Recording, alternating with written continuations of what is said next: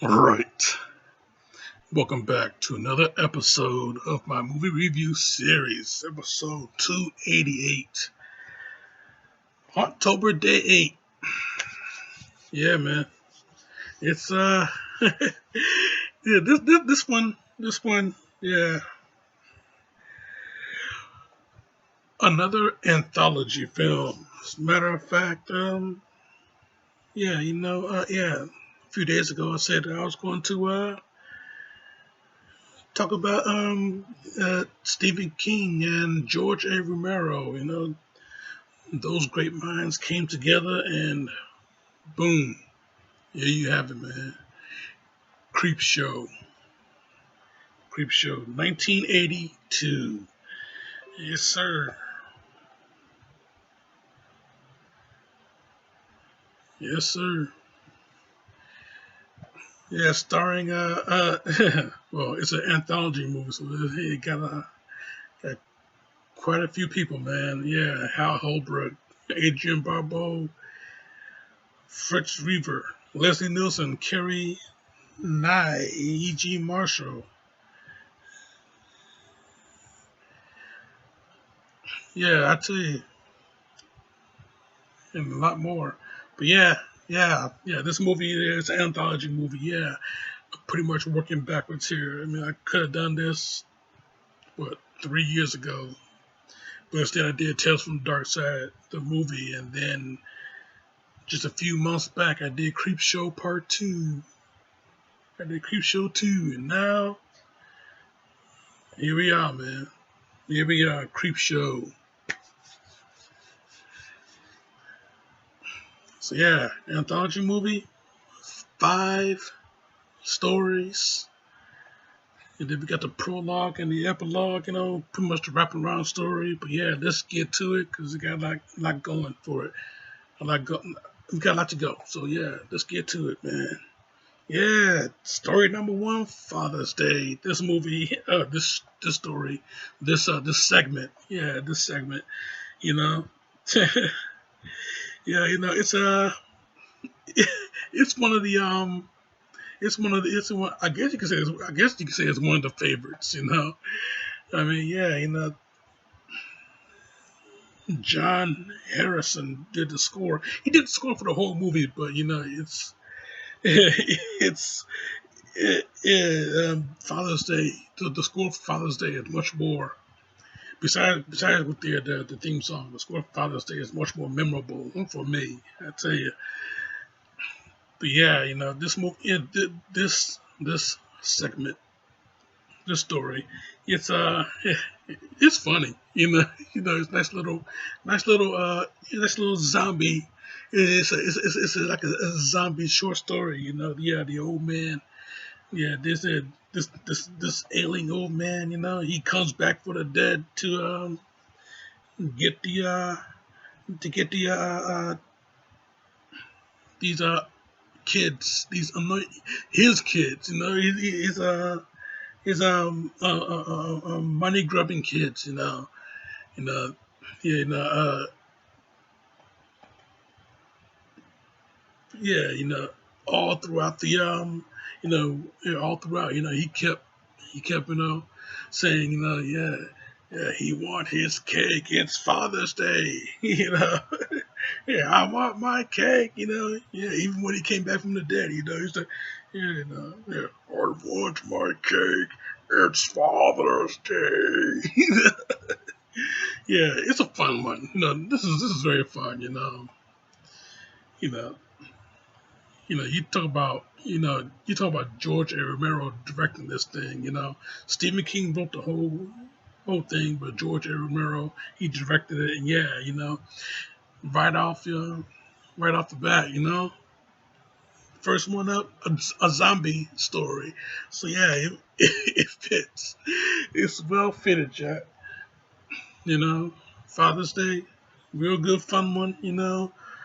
An old man comes back as a zombie and takes revenge on his kids, and yeah, it's some real good shit, man.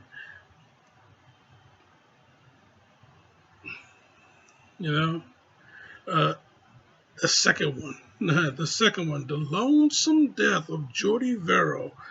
Yeah, Stephen King. Not only he's a writer, but he do a little acting too. He shows up with this one. There's a not so smart individual named Jordy Verrill. Yeah, this lunkhead. Yeah, he comes in contact with a meteor. A meteor shoots down from space and it lands in his front yard. And yeah, he think he can get some money out of it. Yeah, $200 for the meteor. Pay off that bank loan. you know, yeah, dummy touched it while it was still hot. Now you got these gnarly burn blisters on his fingers. And yeah, yeah, he comes to find out that the burn blisters is it's about to start to spurt weeds, man. Yeah, yeah, weeds on the come out of his fingers, man, and it's growing everywhere. Everything he ever touched, it's growing everywhere. His front lawn, his house, it coming out of the meteor that shot out the sky. You know, he thought he could have it in that bucket, growing out of the bucket. I'm starting to itch just by thinking about it. Yeah. Yeah, boy, don't it itch? Yeah, yeah. Oh, Jesus. Yeah, I'm starting to itch just by thinking about it, man. Boy, I tell you, man, these stories, they really get to you. Ooh, yeah. I mean, seriously, yeah. Yeah, I tell you though, man, yeah, it's just, yeah, yeah, yeah, you start growing everywhere though. All that shit start growing everywhere. And yeah, man, it's just not, it's, things just not going very well for him. It's you know,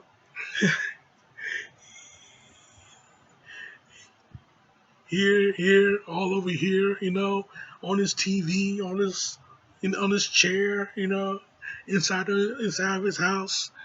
You know, yeah, he started to spurt into huge. He started to burn in one huge weed. He tried to take a bath, even though that is a bad idea on its own. He started to take a bath, and yeah, it may have felt good, watching that shit up and getting the itch off, but still, man, it just went faster on him. Next thing you know, yeah, he woke up the next day, or he woke up later on that night, whatever it was. He woke up, he's full grown, he's one huge weed, his voice not even recognizable. He grown inside of his voice too, And so he grabbed his own shotgun, blow his head off. But yeah, I tell you, yeah, Jordy Verrill, that lunkhead, he thought he can have his luck change around, but nah, man, his luck is just BAD. And then yeah, the third story is something to tide you over. Yeah, I tell you, yeah. Leslie Nielsen and Ted Danson, Ted Danson, you know, I think a year before he did Cheers, he did this movie. Cheers came out in '83, right? But yeah, Ted Danson, yeah, he he got into it with Leslie Nielsen. Leslie Nielsen pretty much yeah, his character pretty much blackmailed him for some shit. He and Ted and his wife, were into. I guess they screwed him over. Now he gonna screw them over, and yeah, he got both. He got both of them neck up in sand. The tide come in, gonna wash them away. Yeah, this guy, Leslie Nielsen's character, this guy, he's a little bit obsessive with uh with video. So yeah, yeah, he's taping them. He got a camera on a tripod and he's taping them. So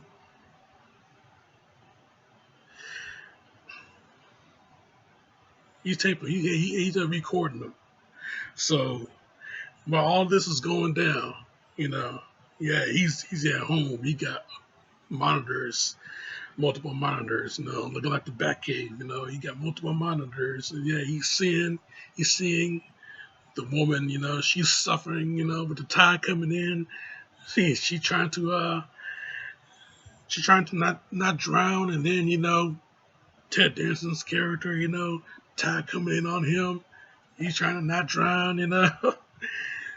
He threatened Leslie Nielsen's character. You're gonna get him, man. You're gonna get him for this. So yeah, man. Yeah, later on, he finds out that you know, they're both gone. Yeah, they are.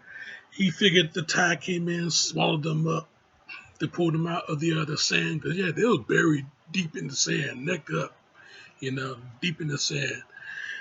So yeah, if he figured, the tide come in, swallowed them up. Yeah, they ain't gonna. Yeah, they're gone. So yeah, yeah, man. These yeah, later on, he get home, he take a shower, he get ready for bed. But yeah, he hears some sounds coming through his house. So yeah, he opened the door and he sees these two seaweed monsters. These black lagoons creatures showing up. He's Ted Danson and his lady friend, and they're coming for Leslie Nielsen's character. Yeah, they dug a hole for him on the beach. They want to see if he can hold his breath. Just some payback time. Yeah, so they got him. They took him on the beach. They buried him up, neck up.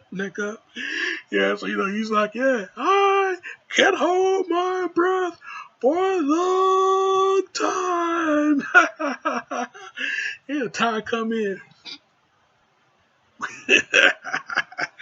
Oh boy, yeah, this is funny, man. This whole movie, yeah, it's a horror comedy anthology, but yeah, this is some real good shit though, real good shit.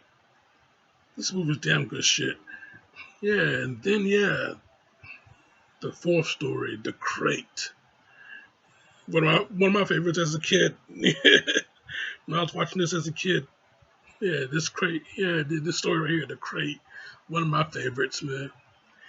So yeah, we got Adrienne Barbeau, loudmouth as ever in this one. Her character, her character named Wilma, but yeah, oh, you call her Billy, everyone does.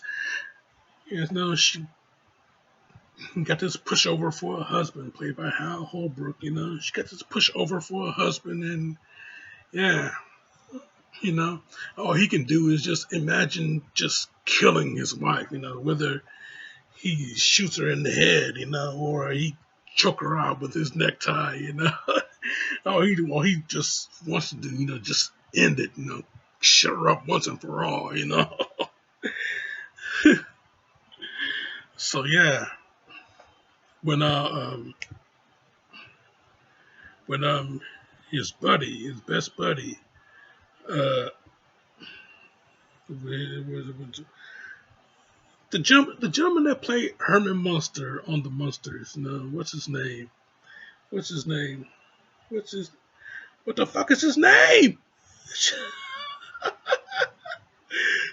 Fritz Weaver, that's him. That's him, Fritz Weaver. Herman Munster himself. Yeah, he gets a call. He's the yeah, he gets a call to check out this crate. this 100 plus year old crate. So yeah, this crate, this crate is inhabited by this big furry monster, you know, big gnarly teeth, huge gnarly claws, man. This big furry monster, yeah, big furry monster that is hungry, man, hungry. I mean, some bitch would eat a full-grown human being, which he did twice. Actually, three. Well, actually, he ate three human beings. Well, actually, he ate two of them, man, Wilma. But yeah, he ate a full-grown human being. Yeah, a janitor. Yeah, a college student that tried to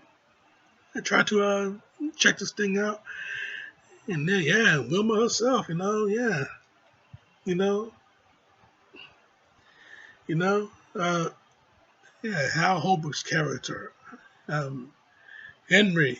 You know, yeah, he lures her there. He got her eaten up. But yeah,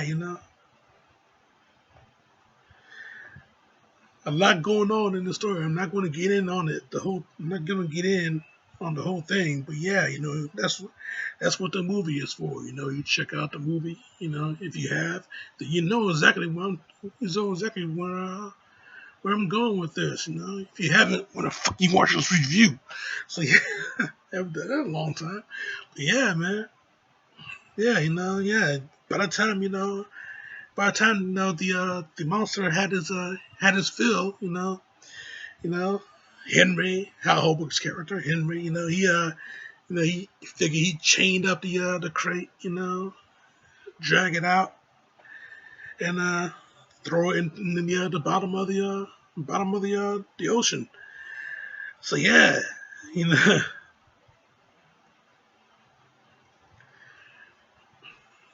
yeah, the only thing was that crate wasn't fully secure, and the monster got out. What happens then? Who knows? But yeah, the crate. Yeah, great stuff coming out that one. And then there is then there is the fifth one. The fifth one was yeah, they're creeping up on you. Yeah, they're creeping up on you. Oh man, this one, I don't think anybody is comfortable with this story. I don't think anybody is comfortable with this story unless they are insect enthusiasts. But I don't think anybody's comfortable with this story. I mean, this one, if you watch it, you really gotta look around your own place, to see if any roaches coming around because yeah, it fucks with your mind, man. This whole thing here fucks with your mind, you know. But yeah, yeah, they're creeping up on this guy named Pratt, Mr. Pratt, Mr. Upson Pratt, you know. Yeah, very rich dude, very rich, yeah, a cruel, wealthy, and ruthless business mogul who suffers from mystophobia.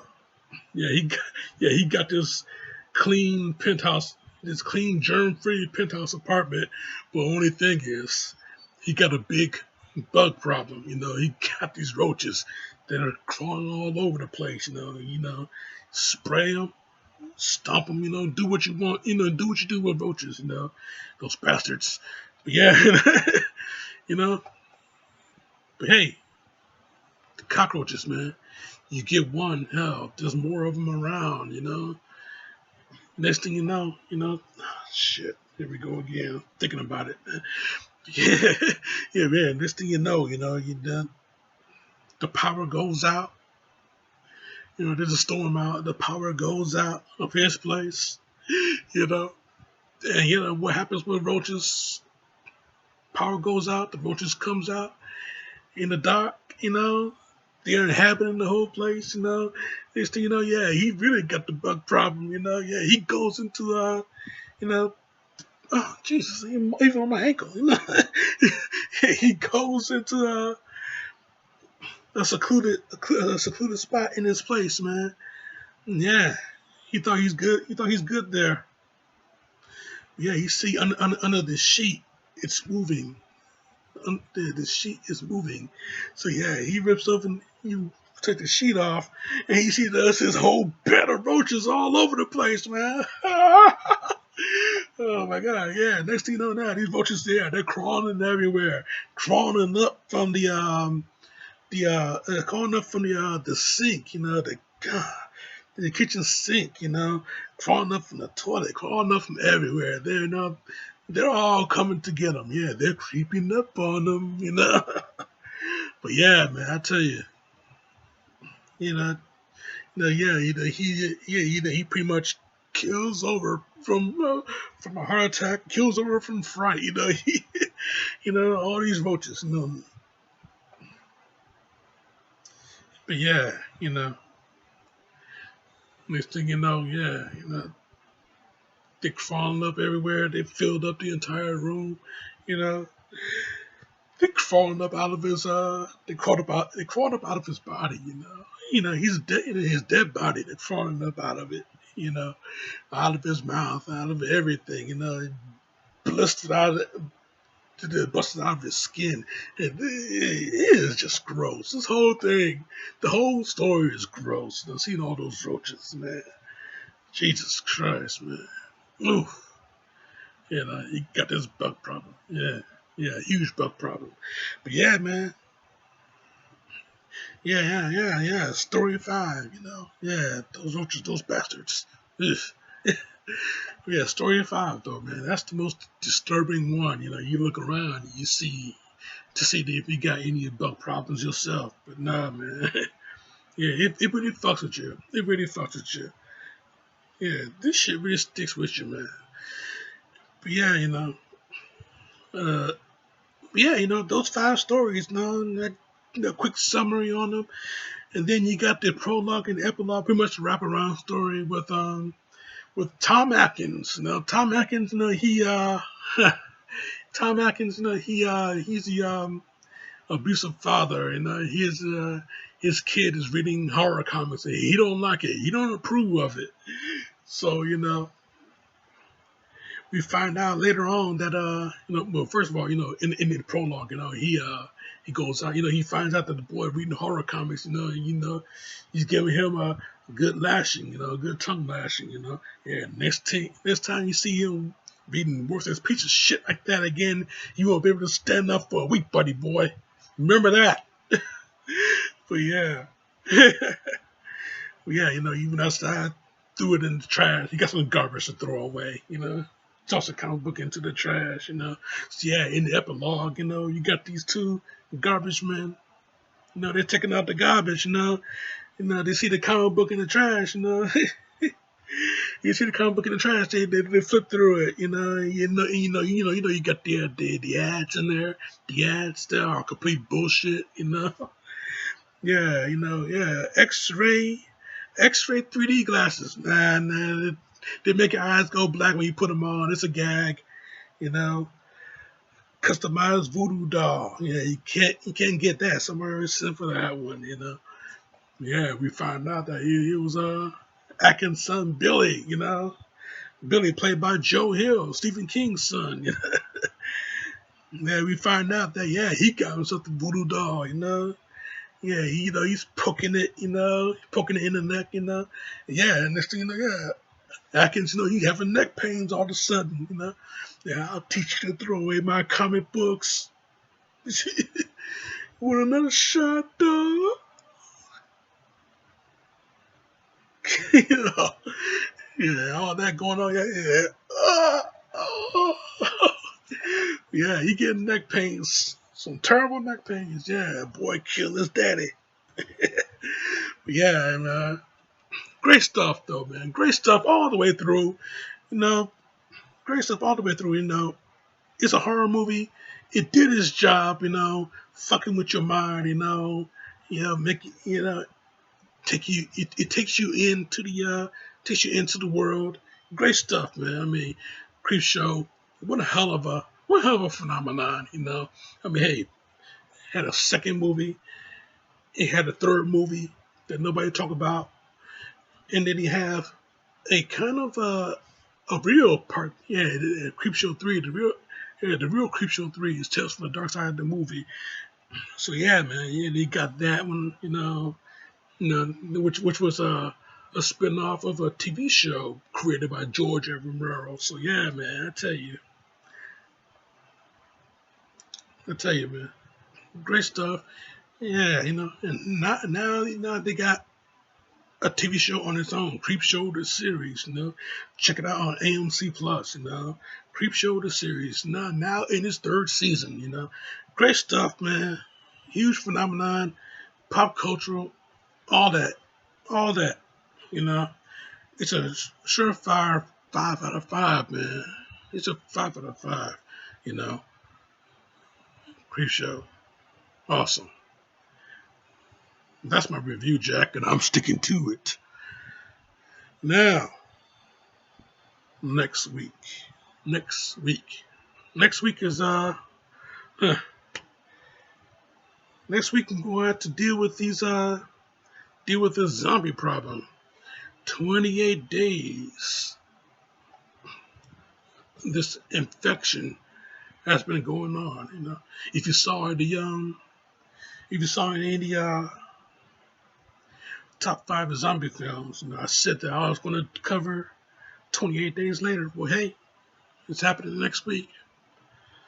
Day 9 of October is happening. So yeah, you keep it locked right here for that. Check out my other shit right here. Subscribe to me right here, and check out the October playlist. You'll find the Creepshow theme song right there. But in the meantime, in between time, Jack, this show right here, this particular show, it's not a creep show. Unless you consider me a creep, then fuck you. But yeah, this show is